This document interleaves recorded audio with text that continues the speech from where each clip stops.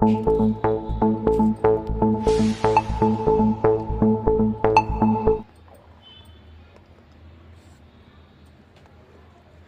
RTC డ్రైవర్లు రోడ్డెక్కితే ఇవాళ auto డ్రైవర్లు నిరసన బాట పట్టారు.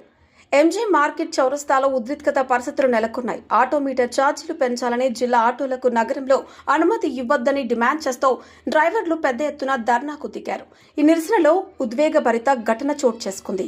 ఒక ఆటో డ్రైవర్ డీజిల్ పోసుకొని ఆత్మహత్య యత్నం చేయడం కలకలం రేపింది. సీఎం డౌన్ డౌన్ అంటూ నినాదాలు చేస్తూ డ్రైవర్లు ఆగ్రహం వ్యక్తం చేస్తున్నారు. గంటకు పైగా కొనసాగుతున్న ఈ నిరసనతో ప్రధాన రహదారిపై వాహనాలు భారీగా నిలిచిపోయాయి. ప్రజలు తీవ్ర ఇబ్బందులు పడుతున్నారు. పరిస్థితిని అదుపులోనికి తీసుకురావడానికి పోలీసులు రంగంలోకి దిగారు.